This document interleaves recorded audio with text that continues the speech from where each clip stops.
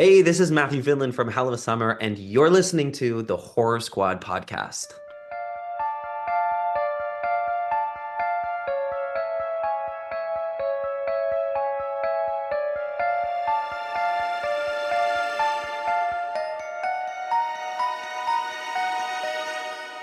Hello, everyone, and welcome back to the Horror Squad podcast. This is episode number 386, where tonight we will be talking about Frailty.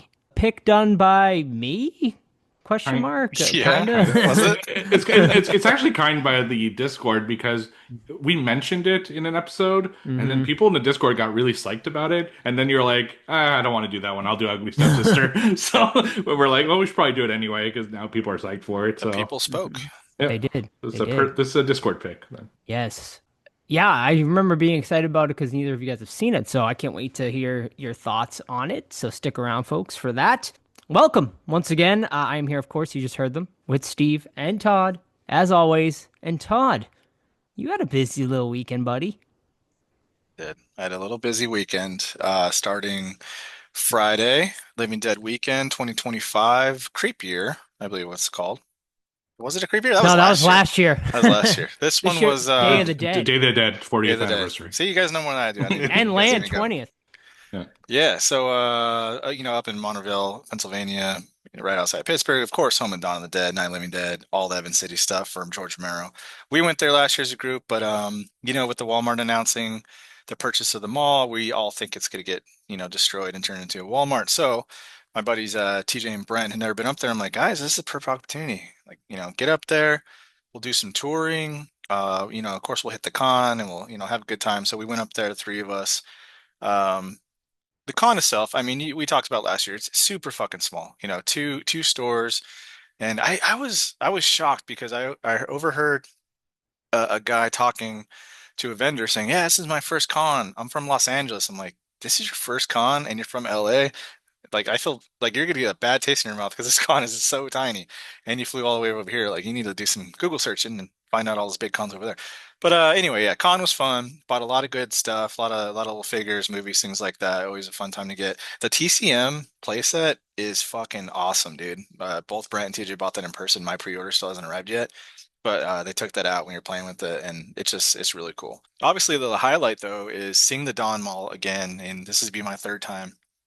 And it's just, lack of a better word, magical, man. Just walking in there and seeing, the columns and the ceiling and the floor and the entrances and where they park the vehicles, blocking the doors and all that stuff. It's just awesome just to imagine them, 40 plus years ago driving motorcycles through this mall and shooting blinks and just having a good time. It's awesome. The guys loved it too.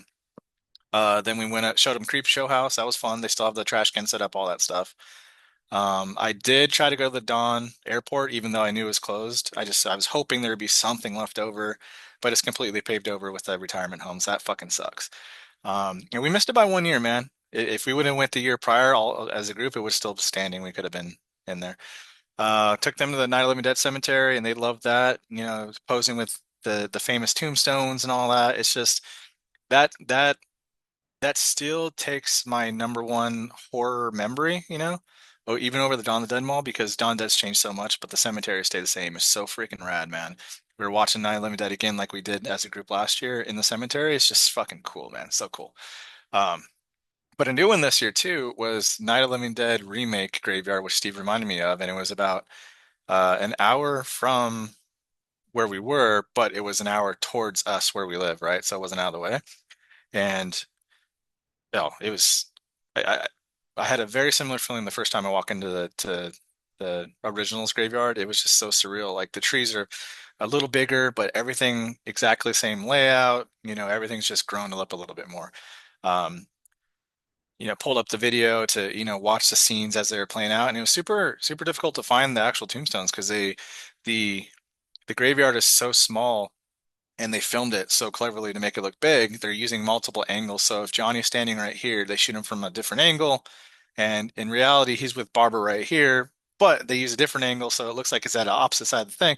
So it's super fucking difficult. Plus they added like some fake stuff in the shooting. So that wasn't there anymore. So after some trial and error, found the spot where Bill Moseley, playing Johnny, falls and breaks his neck. It was, of course, posed in similar fashion to that. Super cool. Found the spot where the zombie is fighting Johnny initially, and Barbara's like calling him ignorant, and he's like, "They're getting horny, Barbara," all that stuff.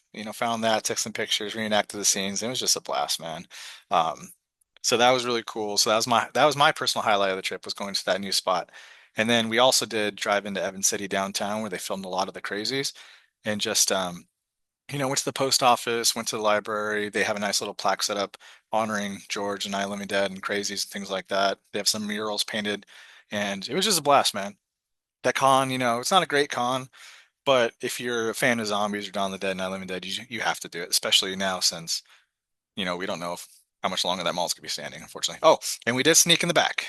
Um, because I'm not paying those crazy prices for that 3-hour tour that the guy gives. So we snuck into the back rooms there. I didn't find the freaking staircase because that place was a maze, but we did, see the hallways, and it was pretty fun sneaking around like we were, 14 years old again. So yeah, that was a blast. And happy to report that we had to film a couple lines up in PA for the movie for special delivery. Because I made an edit. I'm like, this needs a line's missing, so added that. And on Sunday, added a couple details to one of the kills at the end. So happy to report that, barring Joe and Steve's review to see if there's any weird technical glitches that I missed, because man, if you've ever edited something as like complicated as a movie, it's so fucking annoying. Like, you see the same line over and over again, and you try to piece together like syllables, and you're just like, oh, it's so nerve-wracking. So barring any setbacks like that, the short is 19 minutes 13 seconds long. It's all edited, it's all scored, it's got the music, it's got all the sound effects. So it's in the can, baby. It's fucking done. Now the ball is in both of your courts to get yours going and done, and then yeah, man, we're chugging along. So pretty cool. Happy with it. Amazing. So there you go. 25% done with the movie now, fully complete. So we're heading there. The wraparound is going to be getting filmed in about a month and a half. So that will be done. And then it's just up to me and Steve to finish filming ours. But I mean, I hope to be completely wrapped up by late August. What about you? Where are you heading, Steve, on your film? Same thing. I'm giving myself like mid-August. I'm like organizing people to come help me because I realize it's way harder to do on your own than I Yeah. anticipated.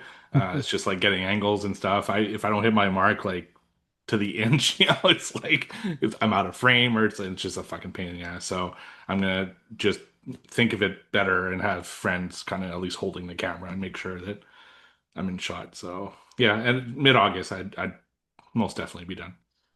Excellent. Very exciting. Steve, any other sort of updates? I know Movie Club, the movie has been chosen. Very exciting. That's right. No, it has been chosen. So the movie club is going to be on the last Friday of this month. We gave all sorts of options, but surprisingly, they are not going to make me watch Ouija Shark 1 and 2. It came close, but that is not the one that won. So we will be watching Sharktopus versus Pteracuda. How do you Ter- spell that? Terra? Like a pterodactyl? Yeah, Like I a guess pterodactyl shark. barracuda mix? Terracuda, I guess the P Terracuda? silent. Yeah. Yeah, it's Versus. Pteracuada. All right. So this is actually the third film in the series. So there's Sharktopus, which I watched, and shockingly, pretty good. I talked about it at All some right. point on a what watch. But now I do have to watch Sharktopus versus Megalodon, probably, or something like that, which is the second one, and this will be the third one on Movie Club. So Hold up. Why, pretty why is excited. Conan O'Brien in the credits for this film? I think Oh, Steve mentioned that, didn't you? yeah, In like one of I your think reviews? it's just they're just like watching Conan Uh, or something. It's like some you can do that. apparently, That's, or he might be interviewing someone like in the movie, like within the movie, huh. type of deal. Interesting. It's been a while, but Hmm. Eric Roberts, I remember being in. Can we do that then? Can like we like put stuff Tom like Oh, Cruise. if they interviews? We agree, could say like yeah. yeah, Tom Cruise and fucking who else we got? Who's the hot name on the streets right now? Jenna Ortega or Yeah, we something? got her. Sydney Well, Sweeney. Mhm. Speaking of Sydney Sweeney, did you see they're selling like soap with her bathwater in it And or did you something? hear the detail? no. No. There's a hole in the middle. A whole. For your dick? Is that serious? Is that That's serious? what I heard. I haven't seen it myself. That's No so way. weird, Apparently, That is it's like, bizarro. yeah, it's made kind of like, yeah. Anyway, like She, a I'm donut hole. weird, man. People are weird. I thought you got your pre-order in though, Joe. No, Your no. limited Set. edition yeah, right. steelbook case. How much are those retailing for? Do you know? No, I I didn't have even no look. Yeah. idea. I, Oh, I just we have know to know. Let's see. she did like a commercial with her like in the bathtub for this soap company, and then like I guess they agreed to Let's sell see. soap with her bath. It's kind of genius, like for her, Oh, you know. I'm sure. Oh yeah, it's not gonna be cheap. It's No, it's wow. probably not even her real bathwater too. It's probably just a complete like novelty fake Oh, thing. They just $8 bullshit. each. oh really? Not bad. Yeah, Cheap but deal. they're sold out and hit. They're on eBay for like 2,000 Oh my bucks. God. It Of doesn't have a course. hole in it. Can you see it? No, it's a block, so I don't know where they Oh, got okay. the hole People from, are just but Yeah. putting a It's hole in pre. it. I mean, I think it's pre-order, right? Like I would think they probably yeah, did. They sell out though? I wouldn't doubt they it. Oh, sold out. Yeah, for Yeah, sure. I'm sure. Sydney's bathwater bliss. Well, I guess to each his own, man. If you want to Hey, buy whatever. some, I don't even know what to say about Bizarro. it. All right, that's it for our intro. Went a little off the rails there, but now it is time, Steve, to Jeez. spill a little tea. Ooh, let's spill that tea. Oh, you want the tea? I'm sorry. We don't serve tea. Nope. Instead, you get a cup of Joe. And now here's Joe with the news. Alrighty, thank you so much, Chuck. And here it is, your cup of Joe for the week. Let's start off with some trailers.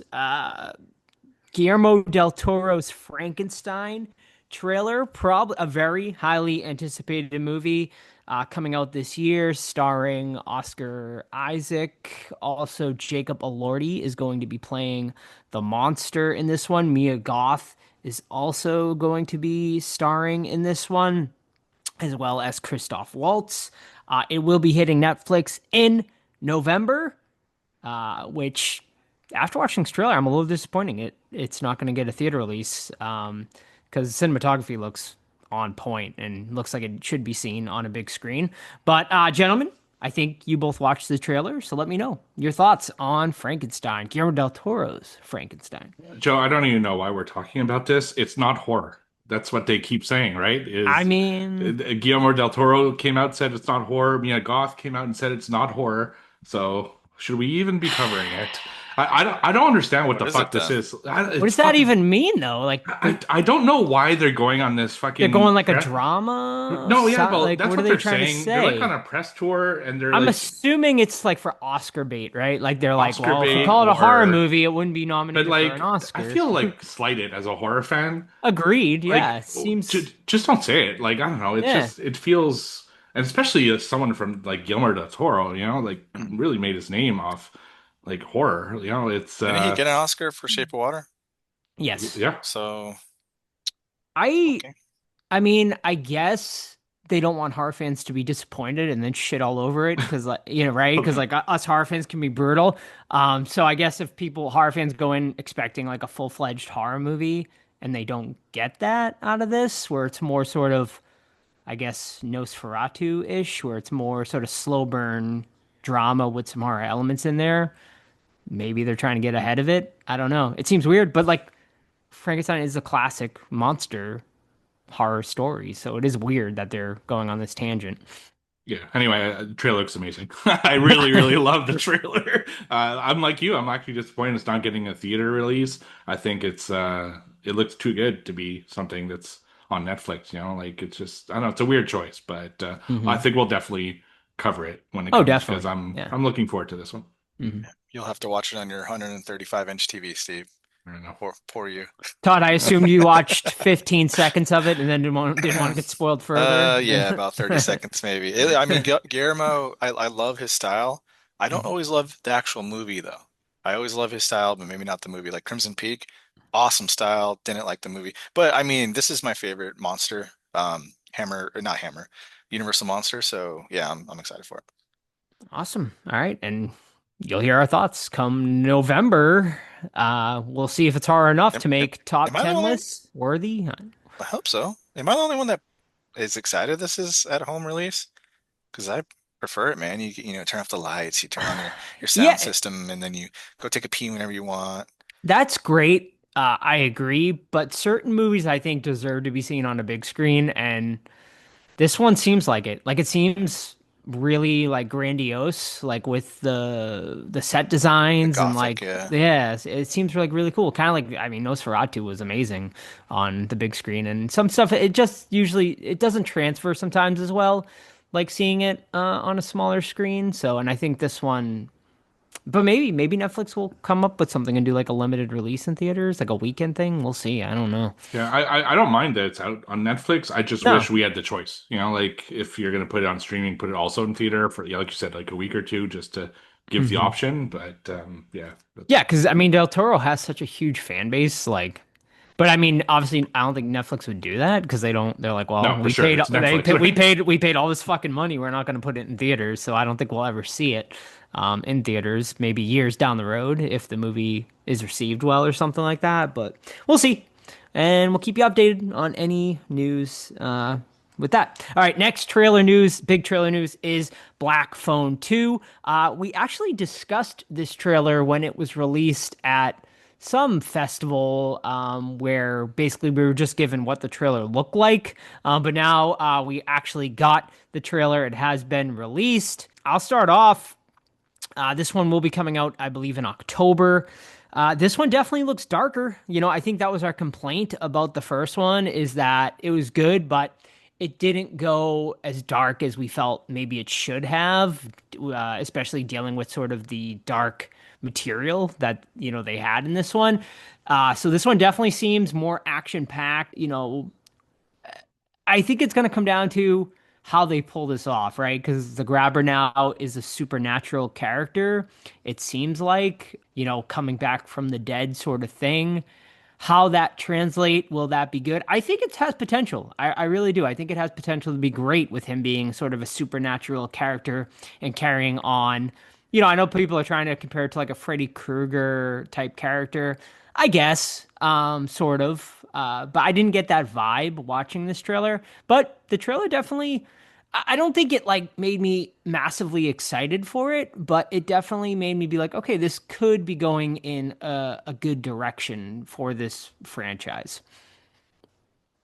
Yeah, I mean the new Nightmare on Elm Street's looking good, so we'll see. No, it sucks that you mentioned that because I had that joke queued up, but Oh no. um, yeah, I turned it off after a few seconds because it looked pretty cool. Black Phone was good. I like Black Phone. I think we all Yeah, enjoyed it, right? yeah, we did. Especially Steve with Robin, his favorite character. Um, but yeah, I'll see it. Yeah, same thing. I thought the trailer was really good. Yeah, it made me more excited for the movie than I feel I otherwise would have been. Yeah, it was a good trailer, so I'm definitely gonna check it out when it comes out. All So I right. was reading something about streaming movies being eligible for the Oscars, and they have to have a theater run.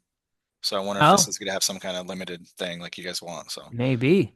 we'll see. We shall see. That's kind of not fair.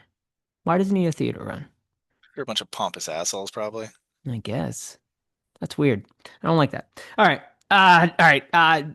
After trailers, perhaps the biggest story that broke within the last week is that Blumhouse has acquired the rights from Twisted Pictures for the Saw franchise. I mean, massive, massive news. Blumhouse is taking over the Saw franchise, folks. Of course, Saw 11 was supposed to come out. It got shelved for several reasons. Very disappointing after sort of, I think a lot of people liked 10 and were excited to see where this was going to head, but that is no longer happening. What does this mean now for the Saw franchise? Your guess is as good as mine. Gentlemen, what do you think? Is the Saw franchise going to be in good hands now with Blumhouse? I think the Blumhouse name was great, 10 years ago, but now it's kind of changed, right? So, I mean, uh, James Wan is a part of it. I mean, yeah. he combined with his studio Atomic Monster and Blumhouse are together now, so you get James Wan and Jason Blum now, teamed up here. So, it's technically back in James Wan's hands, sort of. So perhaps that's a good thing. Um, I don't know, man. I guess we'll just wait and see. I mean, I obviously love Saw and I want more of them, but do you think they make one before Tobin Bell can't make them anymore? I guess that's the real No, question. I don't think so. He's like 84 or 85. By the time they'd make it, he'd be 86, 87. Oh, yeah, he's It's up there. but you know what? Like Betty White got a fucking career resurgence in her 80s. So maybe he looks good for his age. So Yeah, I just met maybe him. one last like send off, like just Yeah, give he's him still in good something shape. reduced. Yeah. Yeah. He's still in good shape, and it's like, does he sign a deal to use his voice like posthumously when he does pass away, like Like James James Earl Earl Jones? Jones. Yeah, right. Like they can do like AI or whatever to sort of Like I would because I'm dead. Who the fuck cares? right. But it's also then people put words in your mouth that maybe you That's the don't want, concern, but yeah, And in like very divisive days like now, I don't know if I also want that, but yeah, but it's a good way to take care of your kids for the rest of their lives. So absolutely, yeah. yeah, but What's his family life look like? Do we know? Tobin's? yeah, I have no he's idea. like big with his kids and grandkids because he like Oh, runs really? their baseball association and like Oh, he's a neat. he's a big family man. Yeah, fuck it. I do it too. Some kind of clause you can't say like racist or weird shit like that, and then pay for your grandkids' futures. Yeah, I mean, because that voice obviously is iconic, and I think we learned in Jigs was it not Jigsaw? The Spiral, the Book of Oh Saw. That gosh. voice was so Hello, awful. detective. Hello, detective. Is yeah, I mean, it just isn't the same without Tobin Bell's voice. So yeah, we'll see. Should be interesting and be a very, very interesting time now for the Saw franchise. Did they completely reboot it? Do they? I think right. They probably will. Considering what they did with The Exorcist and stuff. So we'll see. All right. Other big horror franchise news, ladies and gentlemen, as there is currently a fight and bidding war for the rights to the Texas Chainsaw Massacre franchise. Pitches began today as of this recording. We record on Monday, so today was the day that film studios were able to pitch their ideas. Some very, very big names and studios are involved in this process. According to Deadline, they said currently in talks, Jordan Peele has a pitch in his Monkey Paw Studios, as well as Osgood Perkins with Neon. Also, Taylor Sheridan is also involved. You might not know the name, but he actually does the Yellowstone television series, as well as Glenn Powell from Twisters. You might know him. Several of these people are pitching to get the rights to Texas Chainsaw Massacre and the IP, of course, as well. So here are some interesting things. Osgood Perkins would produce and co-write this movie with Brian Bertino directing. Bertino, of course, who most recently did he did The Strangers, the original Strangers movie, and he's done The Dark and the Wicked as well. So there, that would be that team, and Osgood Perkins, Brian Bertino team, as well as another package that would be a TV project for A24. But there's also another package that would have JT Molnar, who just did Strange Darling, would be directing that one. So several different studios, directors wanting to get a hold of this Texas Chainsaw Massacre franchise. Out of those names I mentioned, is there any you guys think would be the best hands, I guess, to take over this Texas Chainsaw franchise? I gotta think Blumhouse is involved in this too, although it wasn't reported on. But I mean, they're going to be involved in this as well. There's no Netflix. And I honestly don't think Jordan Peele should get it. I don't think Mhm. his style would fit this universe well, even though I love him as director. None of them really jump out at me personally. Maybe Osgood Perkins or the Strange Starling one, but yeah, not feeling it. Please not a show either. That ugh. Yeah, I don't know who I'd want to have it. Yeah, it's tough, because they're all different styles. I mean, this is a really down and dirty like franchise, so yeah, this is a tough one. Mhm. Yeah, I have no idea. Honestly, it's good. Just give it to Disney. I mean, like to be fair, they're making good Predators and good Aliens, so it's not would be Yeah. out of the positive. But yeah, somehow Blumhouse is gonna like announce that they I bought feel it like it, yeah. I at mean, the last minute. they got the most money, man. Like I just, I would love to see it in Neon's hands because they're doing a lot of interesting stuff right now, and Osgood Perkins, obviously. Um, but I mean, if Blumhouse comes in and just they got all the money in the world, so I feel like they'll be the ones that end up getting it at the end of the day. Although Jordan Peele and Monkey Paw does have a lot of money as well, so I could see them getting it. And just because he grabs it doesn't mean he'll be directing it or he'll just be producing it with, his studio. So we'll see. Should be very interesting, but it's exciting that the Texas Chainsaw Massacre franchise is getting some movement. When, you know, we'll see it. Who knows? What do you But guys want to see out of that franchise like next? I think you just gotta. I guess you just gotta try to reboot it, right, and start from scratch and see where it goes from there. I mean, they've already done that a few times, but you put it in the right studio's hands. I think you just have to go back to the basics. Just a fucking gritty, like gory, slasher. Yeah, agreed. No legacy characters. Mhm. No remake. Just make a new movie that is set in the TCM universe. That's it. Yeah, I mean, I think the remake was a perfect example, right? They didn't try to redefine the wheel, and most people love that one, I think, and it was done really well. And they introduced some new things, but nothing crazy, and it was great. I if I were gonna take it, I'd honestly bring it back to the 70s, just Yeah, no, modern because. time would be fine, sure. Yeah, I'm like, yeah, I think it'd be cool to bring it back. There's something about modern time that just like make things less scary. There's Hmm. something about being set in the Oh, did you 70s. say bring it back No, to the I'd bring 70s? it back to the 70s. Okay, Yeah. okay, sure, I wouldn't set it in modern time just to like really put it like into that kind of gritty space. Almost like X, honestly, like sure, I think yeah, X is probably the best Texas Chainsaw we've had right. in recent years, Yeah, no, great point. Yeah, I would be totally down with that. You're right. I mean, because the latest text chainsaw was in current times, and we have fucking what was it? The Try it and you're fucking canceled, bro. yeah, right. Line. Tesla So, autopilot and all that. yeah. Yeah, the bang So. bus. Yeah. Yeah, no, yeah, I agree, Steve. That's a good idea. Also, what about Leatherface going back into time like Army of Darkness? A la he could do something like that maybe. Just So confused the whole time. yeah. But yeah, I don't know. Exciting times ahead. Friday the 13th is finally going to be getting movement. And so some of these, beloved horror franchises hopefully will be end up in the right hands and come up with some good stuff. Quick one here. Don't make me drink alone, folks. Ma 2 is back. Ma is back with Ma 2. Octavia Spencer will be reprising her role for Ma 2. No release date or anything like that, but I don't know.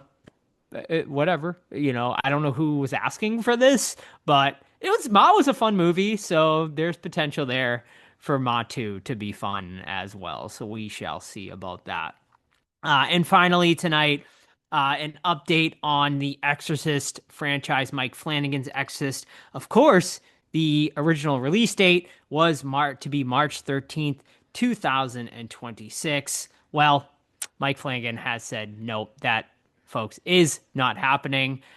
He took to Tumblr actually, where a fan had asked him about it, and he said production has not started yet. We need to finish the Carrie television series first, so no way it will be coming out next March. He also said, though, nothing to worry about, though. It is still definitely happening. So, unfortunately, no Exorcist next year, most likely not, or maybe late next year, but not the original release date as he focuses on the Carrie television series for now. But it will be coming. So be patient, folks. And that's it for horror news this week. Thank you. Alrighty, gentlemen. Now it is time to get into what watched.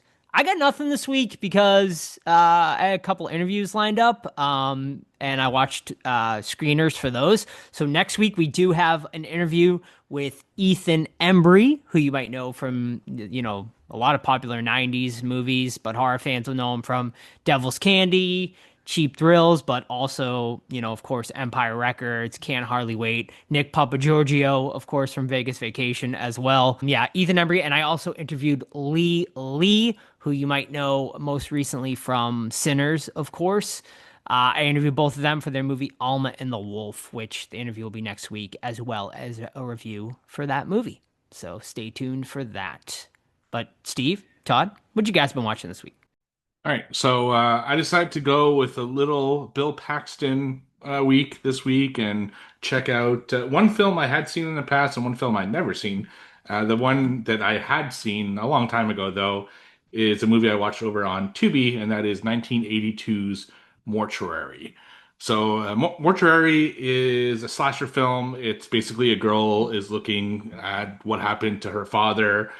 He got killed in mysterious circumstances, and as she's investigating, there's this masked killer who's going around and killing other people, and she's looking into it. Meanwhile, there's this creepy mortuary tech played by Bill Paxton, who's like kind of a geek, and he doesn't really fit in, and he seems to be in love with the girl, but he can't get her.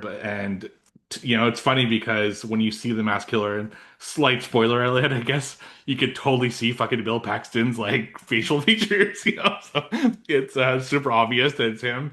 And yeah, sure enough, he goes around killing people in different ways with a interesting twist at the end. I'll leave it at that, so I won't spoil the whole thing. So yeah, I didn't really remember too much about this one, but I enjoy it. It's like a fun, typical 1980s slasher film. It's like if you love the 80s and slashers, I think you'll enjoy this one, but it's not like one of the best ones at the same time. The kills are decent, even though you could see like the bodies like breathing at times, even though they're supposed to be dead. There's this weird like subplot with like a seance and like priests praying and stuff. It's a really weird subplot that I think was unneeded. But other than that, yeah, it's enjoyable, but not exactly a top tier film. I did like the end, though. The end is actually pretty cool. So I'd watch it almost just for that. So that is 1982's Mortuary, which I gave 3 out of 5 stars. Nice. That's my score for it too. Bill Paxton's just good at everything. He is, yeah. All right, so I finished my rewatch the Final Destination series with I don't remember if I talked about Final Destination 4. Definitely didn't talk about Final Destination 5, but I'll just give a quick little recap. So Final Destination 4, they're at a NASCAR race and it fucking crashes. And of course, some guy in the audience has a vision and he saves everybody. We've heard the story with all the movies. This is easily the weakest one in the series, man. It's just not good. The characters are a step down. There was a dude that was like really popular on YouTube, like 15 years ago because he did a Tom Cruise impersonation that was like really good, and he's in there. Forgot about him. He does fine, but it was just funny just remembering that whole Tom Cruise thing. But yeah, there's some like really out of place racism in this movie too that like just sucks kind of the momentum out of it because you're like enjoying the kills and stuff, and this guy comes out, calling people N-word and stuff. I was like, I don't like this. This doesn't make any sense right now. So that movie is a 2 out of 5. And I did get shit on Discord for not giving the proper streaming service for these movies, and that is apparently available on HBO. But physical media forever, baby. So buy the Blu-ray. And then Final Destination 5. This one is about a work trip, like a team building event, and the workers are all going to some fucking thing, I don't know. And they're in a bus on a suspension bridge that starts collapsing. And of course, you guessed it, someone has a vision and saves some people, but Death is fucking pissed, bro. Death wants to get those people back, man. So he goes on a rampage to kill people. Definitely step up from part 4 there. It's still not as good as, 1, 2, and 3, but serviceable. Plus that whole bridge scene is really fucking cool. Especially when Todd Packer gets like molten oil or something on his face and he's just bubbling away and his body falls. Super fucking cool. So I give that one a 3 out of 5. Once again, buy the Blu-ray, but if you don't have the Blu-ray, HBO Max will have you covered. Oh, and it's hats off to the guys that did the newest one in theaters because that one's fucking banger, dude. Once I redid the series, I appreciated the newest one even more because man, they really righted the ship with the new one. Where would you rank the new one now that you've rewatched them all? I'm still thinking 3 is my favorite, but the new one is my second favorite. Nice. Yep. Cool. So second is the Bill Paxton movie I'd never seen, despite having vividly remembering this VHS cover at the old video stores when I was a kid, and that is 1990's Brain Dead. Not Dead Alive, just Brain Dead. So this one is kind of like a fucking, vortex because a lot of people, when I was like, in college and everything, would confuse Bill Paxton and Bill Pullman for some reason, probably because of the name so similar and they kind of look similar. Well, this one merges those worlds together as it stars both Bill Paxton and Bill Pullman in the same movie at the same time, so they are not the same person as some people believe. This story is about Bill Pullman is a neuroscientist. He studies brains. He's got a collection of brains in a jar, and the kind of FBI. I don't remember if they're actually FBI or some kind of secret government agency. They want him to study the brain of someone who has information that's useful to them, but he's got like clear, mental issues, and he says he doesn't remember anything, and he's got like he's just not giving out the information. So they basically want him to go into his brain to get to that information that they require, and that agent is played by Bill Paxton. But then Bill Pullman gets into an accident, and then the movie just goes into this crazy, surreal, what's real, what isn't. It's a really fucking nutso film. I can't even explain it. You have to watch it to really see what's going on. Yeah, so this one, it's weird, man. It's a weird fucking movie.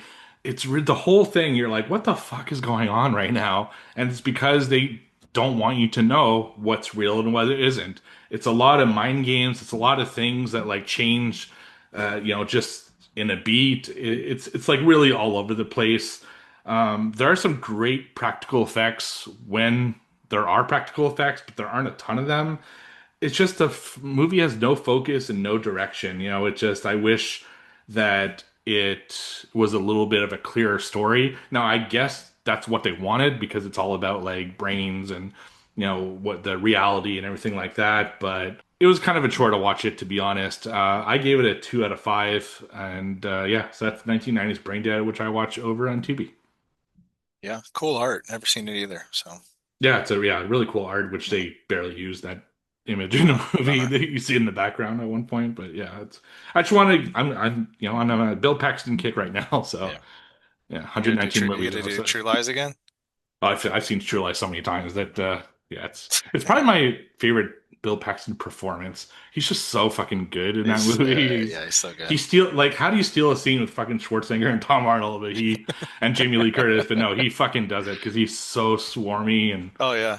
yeah, I fucking He's love him in fantastic. that, I got a tiny dick. It's pathetic. man. All right, so in prep for Living Dead weekend, I of course rewatched Night of the Living Dead 68 and then Tom Savini's remake from 1990. Man, the most watched actor for me this year is gonna be a blowout for Tony Todd here, man, because he's in most of the Final Destination films. But yeah, I'm not gonna explain the plots for Night of the Living Dead original and remake. I love both of these films. I prefer the original slightly just because of what everything it brought to the genre and to history and everything after it. But Night 90 is fucking legit too, and it improves things that were amiss in the 68 version or outdated. For example, Barbara being completely useless in the original is a badass young lady in the remake, and she just fucking kicks ass. I love her. Plus Tony Todd, dude, he's fucking legit, man. And Cooper, everything's just good. I cannot wait, guys, for that new edition of the Night remake with its uncensored and its kills and its headshots being brought. Oh, I can't wait. Hopefully it comes soon because oh man, I want it. Did you hear the announcement at Living Dead Weekend? No, what you got? So Savini actually just recorded the commentary for Oh, for that edition. He said it's coming out before October of this year, yes. and it's about 40% of what 40. he wanted to add back into it. I don't know where the Jesus, other dude. 60% is, but Tommy. I mean that's better Holy than nothing. Honestly, I really didn't think he'd go back to this one because he hates this movie. So the fact that we're even getting that to me is a win. So yeah, Did we know who's doing it? What label?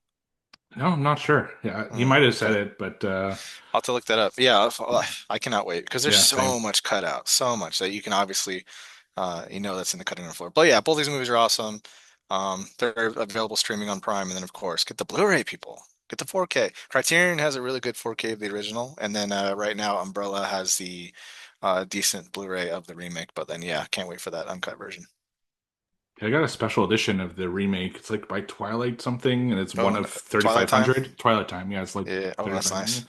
Yeah, as soon as I saw it, I like jumped on it because I didn't know if I'd get another chance. That's a long time ago now. Jesus. All right. Excellent, gentlemen. Thank you so much. And now it is time to Otter. Bust out the book, baby, and let us know those scores All right, for Q2. trivia. Oh, sorry, Q2 So, trivia.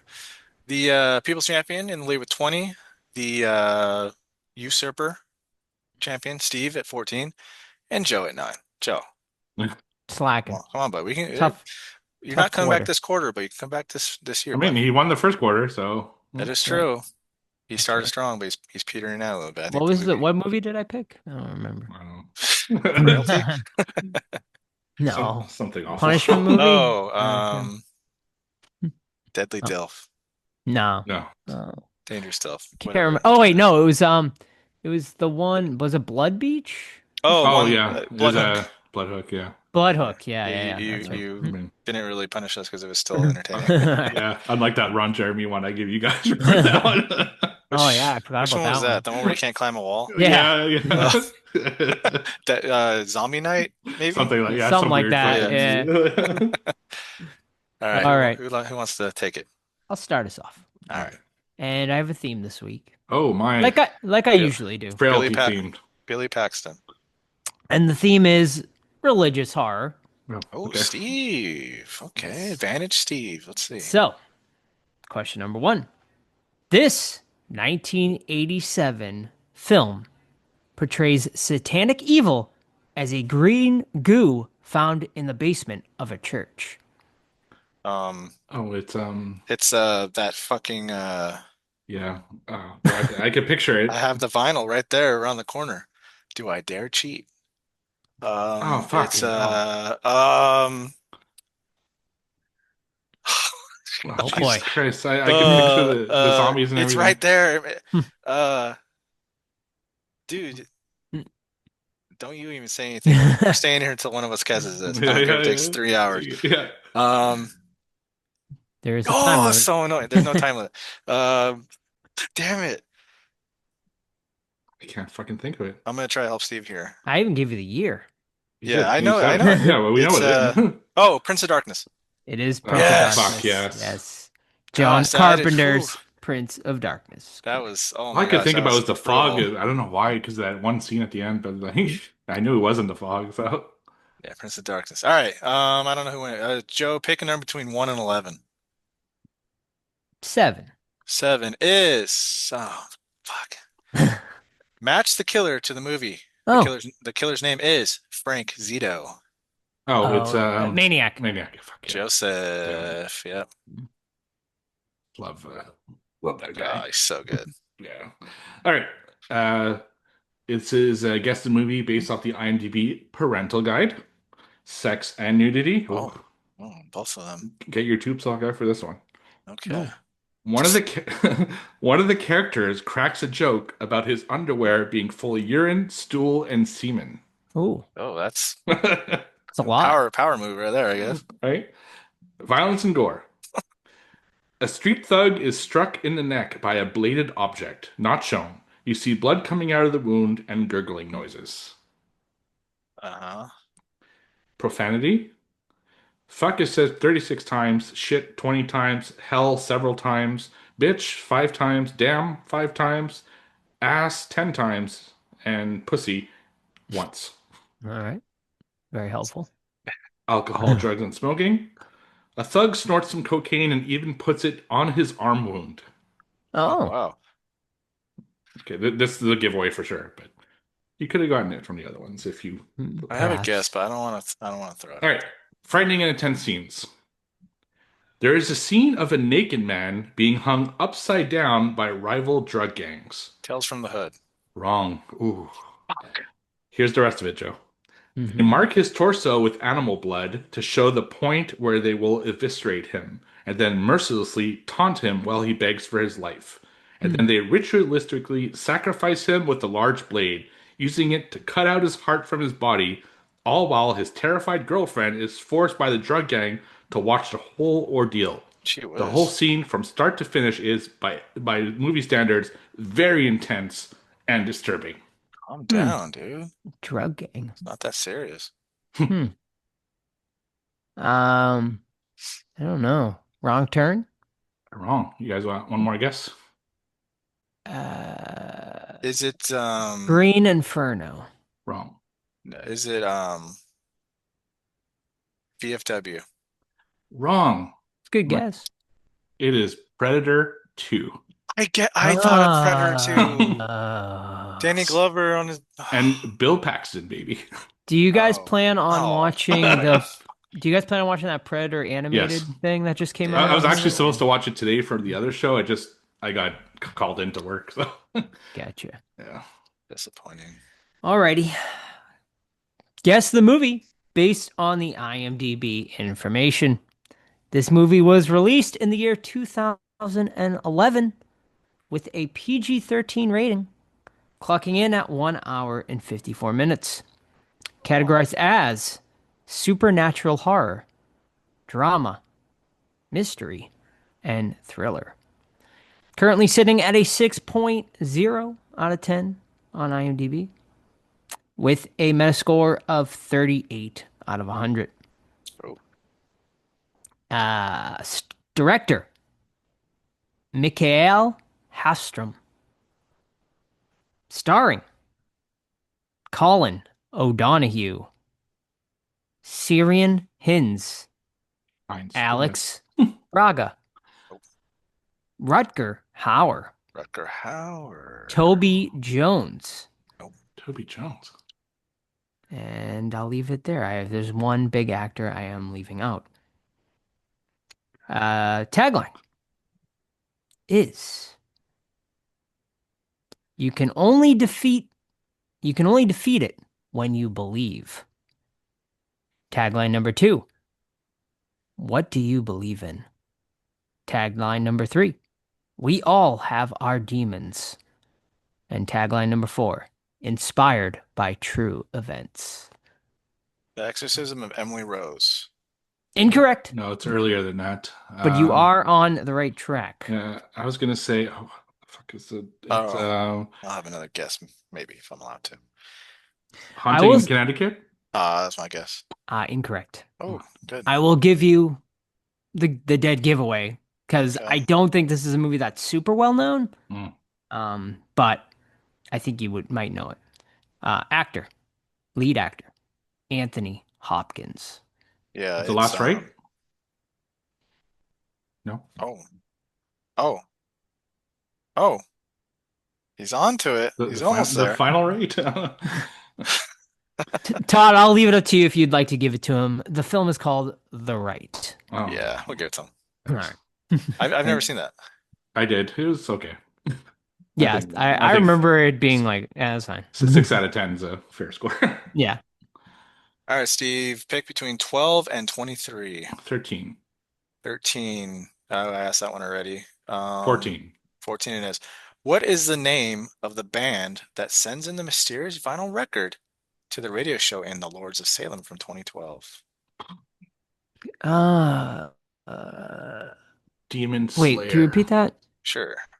Demon Slayer is incorrect. Okay. What is the name of the band that sends in the yeah. mysterious vinyl record to the radio show in The Lords of Salem? Isn't it just The Lords? Correct. Oh, Just The Lords. Yeah. nice. Mhm. All right. Guess the movie based off the tagline. Ooh. I have 3 of them, and they get Love it. progressively easier. Okay. A haunting rhyme for bedtime. Second one. They didn't go looking for trouble. They were just too curious. Now they know too much to live. Okay. The last one, I think, is the easiest out of the 3. Mm-hmm. She was lonely. He was all she had. No one would take him from her and live. Can you repeat the first one again? A haunting rhyme for bedtime. A haunting rhyme for bedtime. Billy Paxton, huh? Maybe. Um, Huh. I have no idea. That sounds from the second one sounded the most familiar. You guys want a hint? Yes. Sure. It is a Bill Paxton movie. All right, Billy. He's done a lot of movies, but not that many horror movies, so. Yeah, No. guess I haven't seen enough Bill Paxton movies. Uh, Don't know. Joe, you want to guess? yeah. Is it? I can't remember the name of the movie though. Well, that doesn't help this game at all. Is it his vampire movie No, directed it's by not. Catherine It's Bigelow? no, it's Okay. Near Dark. Near Dark. Near It's- Dark, yeah. So you guys give up? Yeah. It is Butcher, Baker, Nightmare. Oh. Baker. I never seen that. Yeah, It's creepy in the wrong way. It's interesting. Okay. It's interesting. Very incestuous. Yeah, his aunt is Yes. like all over him. Yeah, she wants him, so she murders his parents Right. and then like wants him sexually when he's older. It's fucking strange. It's strange. Mm-hmm. Yep. Back to me? Yeah, no, it's Joe. No, Is Joe. it to me? All right. Yep. All right, final round then. All right, 3 letterbox reviews. Can you guess the movie? Number 1. Although it doesn't exactly reinvent the wheel, it does enough to stand out in a crowded field. The story does have some major plot holes. The demon's voice feels disjointed, and one of the characters felt unneeded. Overall, though, I enjoyed it and would welcome a sequel. That's me. That is you. Uh, Number 2. Teetering between a 2.5 or 3, there are a lot of good ideas here, but not all of them mix well together. I also thought the voiceover of the demon didn't really look right and was downright unintentionally hilarious at times. is it the Pope's Exorcist? It is the Pope's Yeah. Exorcist. Nice. That was Steve and Todd's reviews. Stevie. I had it after the first one, but I wasn't 100% sure. All right, Joe, 24 to 37. 38. Okay, we're going fast. Typical Joe. Oh man, Advantage Steve. Oh. And you'll see why. In this film, you will find Steve Railsback as an astronaut battling a large-breasted alien. Oh, okay. What? Wait, Say can you that. repeat? Yeah, repeat that. Can you Okay, repeat okay, that? fine. In this film, you will find Steve Railsback as an astronaut battling a large-breasted alien. Species. Correct. Shit. Oh, fuck. I feel like I just watched this too. You did. Yeah, I know. Besides Advantage, you. I know exactly what you're talking about. What the fuck was the name of it? Mm. Uh, I will provide a hint in a few seconds here. I fucking can't think of it. The Toby Hooper. Yeah, directed. that's also gonna say it's directed by Toby Yep, Hooper. Toby Hooper. It was the first time I saw it too. Mm-hmm. I can't fucking Life Force. Correct. Life Force. Nice. Honestly, I wasn't even sure it was that one. I just know that's one of the ones I hadn't seen from his. Yeah, big It was breasted man. She vampire was alien. naked the whole fucking time. The entire movie. Yeah. Yeah. All right. Final question. We're still on my Bill Paxton, memorial episode because I fucking love that man. Which animal's moan was used as a sound for the tornadoes in Twister? Mouse. Mouse? Yeah. Wait, Oh. It's not mouse. It's not a mouse? All right. Can you repeat that, please? Yes. Which animal's moan was used as the sound for the tornadoes in Twister? We definitely talked about We did- that. we I think did. on our review. We yeah. did. A dinosaur. But yes, a real Yes, animal they- dinosaur that back they in took. Um, All right, you guys want a hint? a raccoon. Oh, No. sure. Ooh, I got a proof. Okay, the first letter is C. Cat. Wrong. Joe, you want to guess? Yeah. Crocodile. Wrong. The answer was camel. Oh, Oh, that is very I interesting. want to know the sound guy went like how you figured that out. Right? Did like what really sounds like something scary? A camel's moan. Right. I don't want to know All how he knows that either. right. All right, big night for the Stevester. 3, Joe with his comeback 2, myself 1, which brings us to myself 21, Steve 17, Joseph 11. We got like 2 weeks, I Oh, think, left, so oh, I can do this exact scenario 2 more times. Oh. alrighty. Thank you, gentlemen. And now it is time for our main event of the evening, 2001's Frailty, directed by Bill Paxton and starring Powers Booth, Matthew McConaughey, and Bill Paxton himself. Plot: a mysterious man arrives at the offices of an FBI agent and recounts his childhood, how his religious fanatic father received visions telling him to destroy people who were in fact demons. Question mark? We will discuss after our friend Todd gives us a little more plot on this movie. It's actually a pretty good written It plot was. there. It was. That's pretty dang good. But we got a young Matthew McConaughey, dude. He's going in the FBI and he's like, hey, I need to talk to the big dick FBI guy in charge here, right? Played by Powers Booth, who, honestly, guys, I want him to be like my baseball coach or something because Powers Booth seems pretty legit. Yeah. He's like the God's hand killer who's been going around killing people. He's like, I know who it is, dude. It's my fucking younger brother, dude. He's like, oh yeah? Why? And he's like, well, let me tell you why. And he goes into his life fucking story where Bill Paxton is his dad, super chill, legit guy, raising him and his brother until one night, man, Bill Paxton just gets a vision from God, and he tells his son like, hey, I got this vision.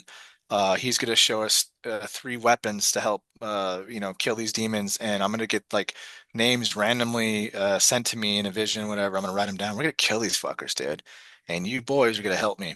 Younger brother eats it up. He's like, "Fuck yeah, let's fucking kill these people, Dad." The older brother's like, I don't know, like it seems like it's not right. So like he, pushes them, he punishes them, he forces them to do stuff until the brother sees the light and both of them start working together. Meanwhile, Billy Paxton's just fucking going ape shit, man. He has these work gloves that he can handle the demons safely with, and he takes them off, he touches them, and he gets like he starts freaking out like he's seeing like they're evil and shit. He's got a steel pipe, which is not really exciting. We can't get a better weapon than a steel pipe. And then he has an It's like axe with Clue. Otis. Yeah. Then an axe that he does the deed with. So we are following along as Matthew McConaughey, you know, recants why he knows who the killer is to this FBI agent who never at any point thinks it's good to call for backup or even tell anybody, hey, this guy over here, we might have an Naturally. issue. We might have an issue with this guy. This But anyway, it's Texas, you know. it's Texas. You don't mess with Texas, I No. guess. And yeah, so are they demons? Is Bill Paxton crazy? Is he legit? Is Matthew McConaughey telling the truth? Is he being a little bitch? Is Powers Booth gonna coach me in baseball? Answer is no. Yeah, first time watch, man. So happy to have. It's always fun to have first time watch from older film there. Yeah, I enjoyed it very much so. I do think it has some issues, but overall, Bill Paxton's in it, man. It's got an interesting story. The twist wasn't that great, in my opinion, but we'll get to that. But overall, yeah, I enjoyed it. Yeah, I mean this. So I guess I'm the only one that has seen this. I saw this probably near when it first came out. I remember definitely being in like high school when I watched it, and I loved it the first time I saw it. I thought it was just like great. I loved like the twist and all of that. Been a minute since I'd seen it, and overall I think it's held up pretty damn well. Bill Paxton's directorial debut.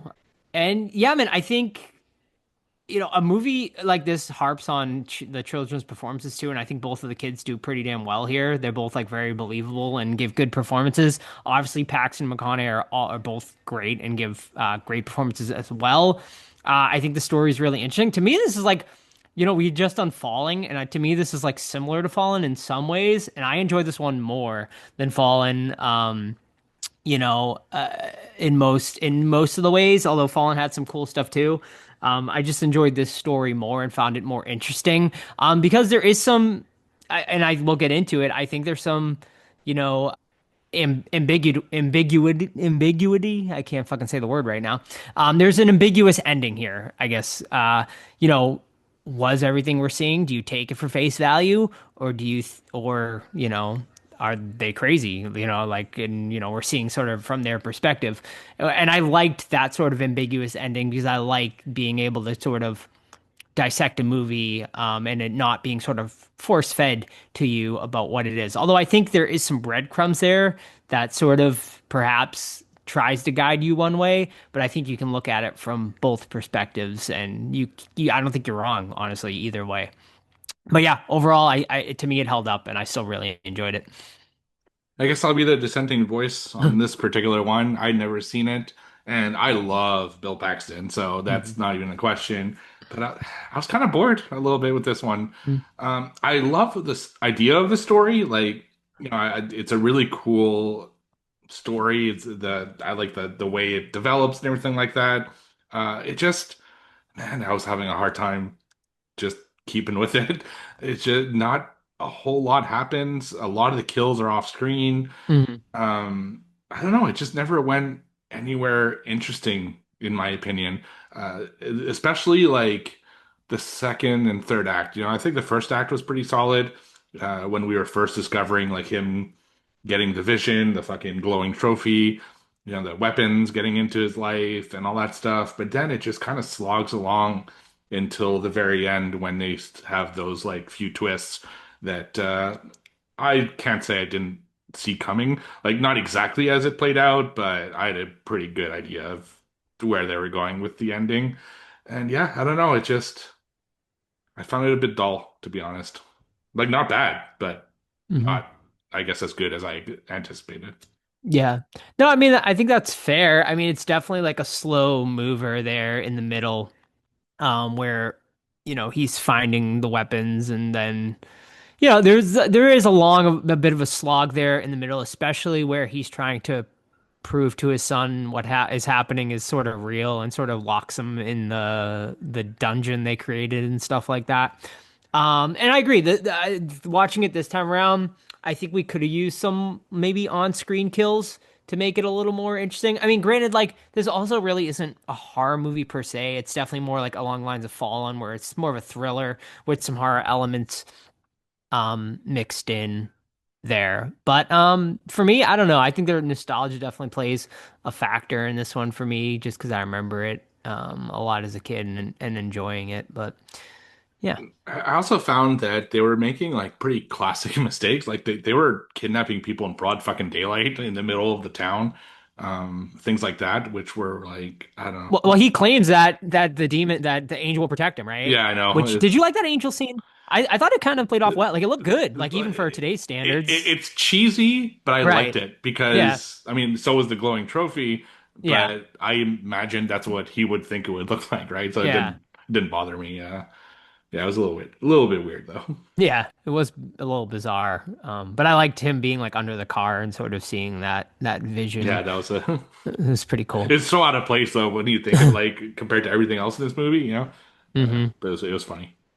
Yeah, I have. I'm gonna call OSHA because he's under Oh, the car and they're just spraying okay. fucking sparks into his There face. are. Yeah. He should I'm have had like, safety I'm like, glasses. what are we doing? Yes, it's Like, we true. got a hot work permit for this? You fucking psychos.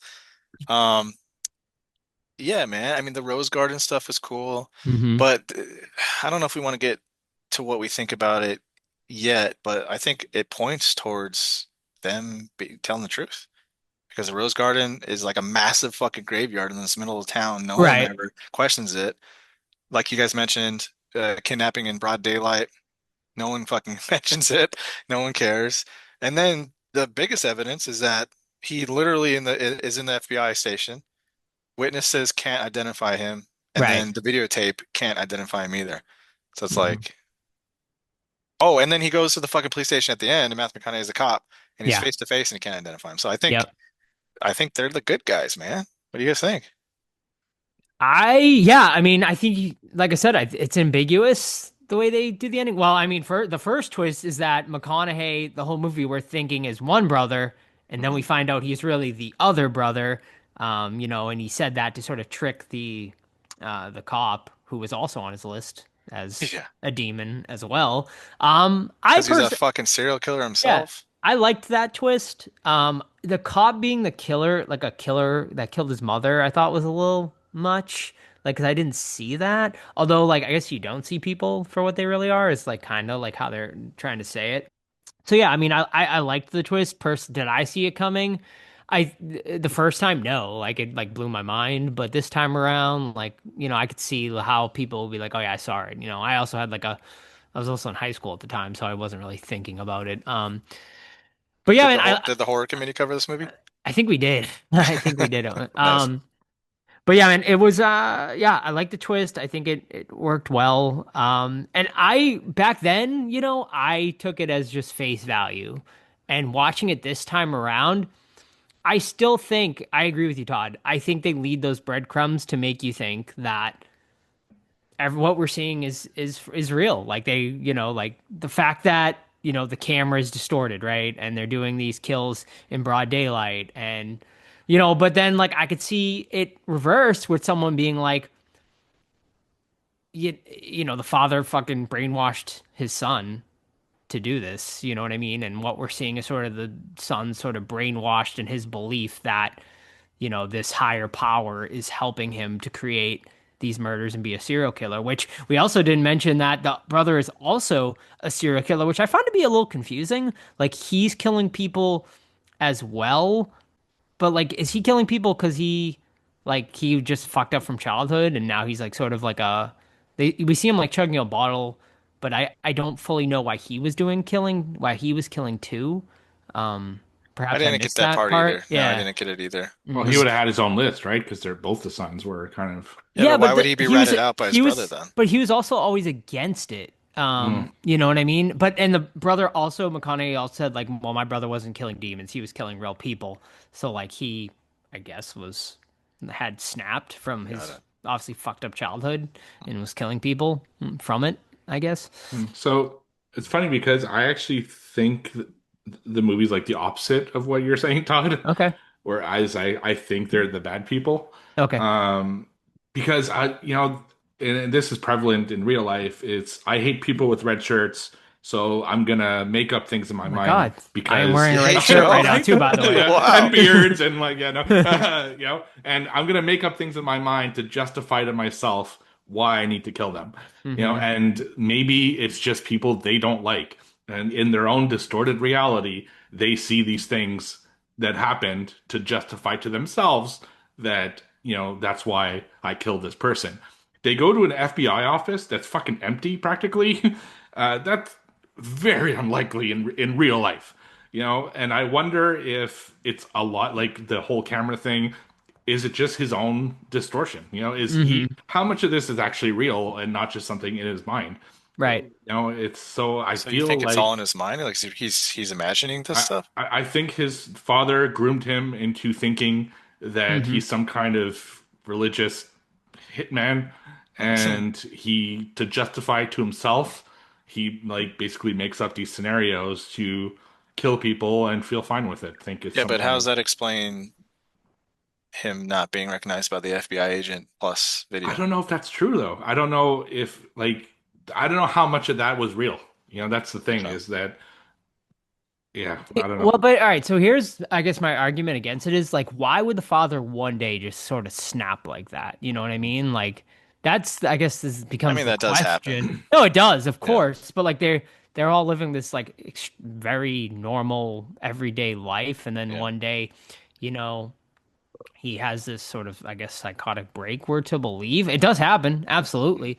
Um, so yeah, it's fun, and that's why I do like this movie a lot because I really could see both sides of the fence here. Like, so I think it's great. It's sort of like make up your own. And obviously, we in real life you see these people who are Yeah. overly religious that do fucking crazy shit like In the this name because of they in the name of yeah in God, the yeah. name of God, right? So I could see both ends, and obviously the son was being massively brainwashed by the dad. One believed it, the other one didn't. So why'd he kill his dad? I mean, he killed his dad because he thought he was a bad man. Like he wasn't believing him because the story what we are to think right, that McConaughey's character is the one that does kill his dad, but it's really not. He's the younger one, you know. Yeah, and Fenton is the one that Right. is framed, even though Right. he was a killer. Right. And Fenton killed his dad because he knew, what he was doing was wrong. He told the cop, right? And then Dude, that cop fucking dad, sucked, dude. and the cop kills the No dad. kidding. Yeah. Or, I mean, the dad kills the cop, and Yeah. he's like, that's the only real person I killed because you made me kill him, basically. Which is also another reason why, to go towards Steve's theory, because, he's like, don't tell anyone or we're gonna have to kill real fucking people, you know what I mean? And the dad didn't have to kill him there, right? There was no one even downstairs at the No, time. he was in the clear, yeah. Yeah. So, yeah, like he killed him because he wanted to kill him, right? Yeah, It seemed he's- like, but he's using that, because you told somebody. It was kind of like that could be It's a another sort lesson. of grooming lesson, yeah, for them. I gotta say, the last guy they kill is a fucking creep. Yeah. Level 1000, dude. Yeah. Like, Well, I mean, here's the theory of why me and Todd's theory of thinking it might be real is true because like these are supposedly complete strangers, right? And none of them like they weren't in the news, right? Everything they did was completely secretive, supposedly, like they didn't get caught. So how would he know these people did these things? You know what I mean? yeah. I mean, to Steve's point, if we can say he's a reliable narrator and the visions that we see, like the guy's a pedophile and the other guy's a serial killer, whatever it was, if those are real, sure, but they could be in his head too, to Steve's point. But personally, I do think it's face value. These guys are the good guys. I mean, it's weird, right? Because are they the good guys? If you Like, kill a pedophile, I think you're on the good team. yeah, sure. I mean, they're killing bad people. Yeah. It seems, right? Mhm. Like a pedophile. One guy was, obviously abusive towards his wife, and then the other guy, well, the lady he killed she had murdered some guy in a bed they showed or something, which was cool Oh, too. yeah. I like that too, where like, they do at one point actually show what he sees when he touches the hands, and you see sort of all of their dirty deeds. But that's the other thing, is it like, are what they're seeing, these dirty deeds, actually real, or is it all in their fucking head? And these are just Justify it. random people he picked up to just kill because he wanted to just be a fucking serial killer because of his snap. So yeah, I mean, you could look at it that way too. Mhm. Yeah, that's where the movie's interesting, right? Is it can Yeah. really be either one. I don't know. Maybe it depends on your like world viewpoint, or I don't know. Sure. It's yeah. It'd be I always terrifying assume- though, man, if you got a vision from God and whether it was true or a Mhm. mental episode. Imagine how scary that would be to fucking deal with, man. Yeah. Gosh, I can't Or, imagine. or even if like fucking a parent is all of a sudden like waves you out in the middle of the Oh, night. Yeah, like, can you imagine we that? gotta start Yeah. killing people. Terrible. Yeah, that's What? scary. Yeah. Yeah, especially did- where like the first I- 11, 12 years of your life was completely Yeah, normal. I love the scenes where his weapons like show themselves to him. Yeah. It's just like, I don't know, it made me laugh every time that I the thought the light would gloves- shine on them. So lackluster though, like a pair of work gloves, Right. a pipe. The axe is cool, but like everything else axe, is yeah. just like, come on. And he's like he's a detective in a small town too, so or a sheriff or whatever. Yeah, right. So it's to assume that obviously like he has kind of the perfect cover up. So even if Yeah. he is like a bad guy, he's I do love that covered his scene where, tracks. yeah, I do love that scene where he shakes the FBI agent's hand. He's like, "You're a good man." It's Yeah. like, oh shit. But I mean that which leaves once again like is like, all right, well, is that real? Is that is he just in his head? He's just touching everybody Yeah. like all the time. Mm-hmm. Good guy, Yeah. good guy, good guy, good guy. Oh, Right. And his wife obviously knows what's going on too, Mhm. because like at the end, Yeah. so he's found another woman, like he's found this woman to recruit too, who I assume is helping also now with the killings, with him. And I assume they have kids, so is he Yeah, well, teaching she's his pregnant. kid? Oh Yeah. yeah, that's right, she's pregnant at the end. Yeah, so he's obviously going to teach his kid, like so the cycle is going to continue.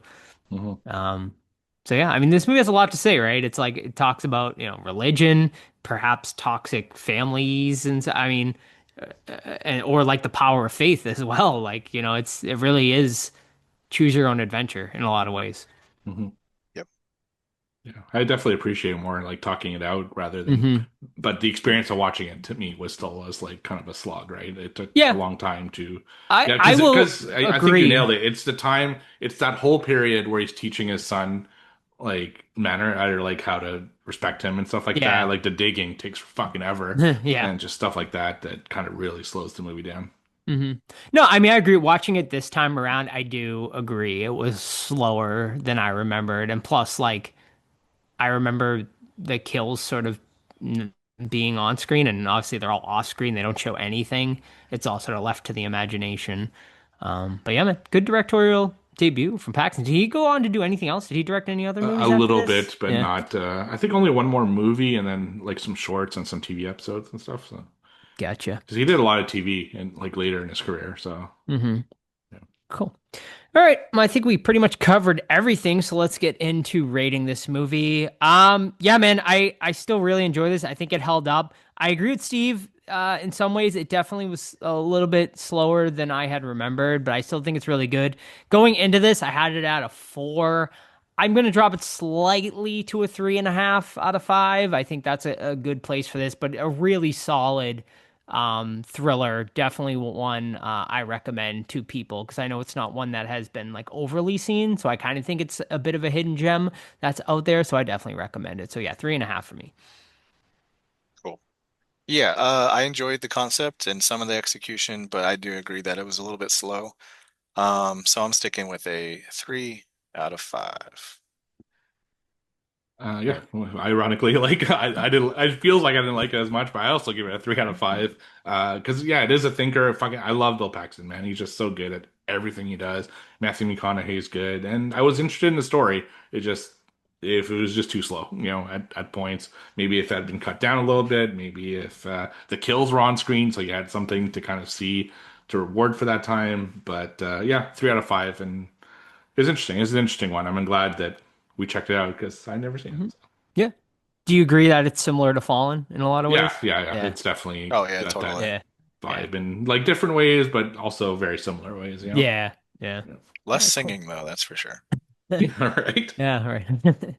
And what do our friends over at Letterboxd have to say about this one? Currently sitting at a 3.5 out of 5 average, so right around our area there for Frailty. Alrighty, that's Would you gonna like to wrap it know the up. budget? Sure, I'm 11 gonna million? guess. Oh, Is it 11? No, yep, okay, there's a budget, 11 11 million. million. 11 million. All Guess right. how much it made though? I don't think it did that well. I'm gonna guess. I'd say Yeah. like 15.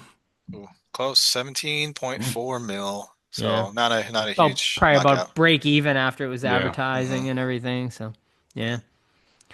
Alrighty. That is going to wrap it up then for this week's episode. Next week, what do we got, Steve? Oh, we got a big one next Ooh, week. This is an exciting time. We are celebrating the 50th anniversary, 50 fucking years, crazy. of the absolute monster classic Jaws. So the original Jaws, and yeah, 50 years, man. Congratulations. That's huge. We are so old. Like, I'm just Amazing. thinking about it, but I'm looking forward to revisiting it. I watch it every few years, so it's not like a hmm but yeah, it should be fun. We've done Jaws. We only have Jaws 4 left. We're gonna have We one, did two two, and three. three, Yep. and Cruel Jaws. So That's one right. maybe next year we'll do Jaws 4 and finish that series off. So I'm looking forward to it. Awesome. Well, it only took 386 episodes, but we are finally reviewing Jaws, ladies and gentlemen, for next week. So go and check it out. I can't imagine there's someone who hasn't seen it yet, but if you haven't, it's there. It's pretty much you can pretty much find it wherever. The absolute classic Steven Spielberg's Jaws to celebrate its 50th anniversary next week. In the meantime, you can keep up with the podcast Facebook, Twitter, Instagram, Threads. Just search the Horror Squad Podcast. You can email us anytime, the Horror Squad Podcast at gmail.com. But of course, the absolute best way to keep up with the podcast is our Discord. Totally and completely free to join. It's linked over on our Instagram, or send us a DM or an email, and we'll get you a link to join the Discord. A ton of channels, ton of fellow horror fans over there. Talk about the podcast, talk about horror, any type of horror you want. We got Movie Club over there every single month, hosted by Steve, last Friday of every month, usually. And we keep you up to date, behind the scenes information all the time going on over there, including updates about the final episode, behind the scenes pictures, plus first dibs on any events we got coming up, which October 2nd through the 5th. We will be in Salem, Massachusetts with the cast of Hocus Pocus for It's Just a Bunch of Halloween weekend. You can go to It's Just a Bunch of Halloween.com for all details and events for that event. Also, tpublic.com merch. Just search the Horror Squad podcast. We have t-shirts, hoodies, hats, pillows, everything over there. So you can head over there. And if you haven't already, leave us a 5-star review on your favorite podcast app. That helps us out a lot. And that's it, folks. So we will see you next week for Jaws. See ya. Bye. Bye.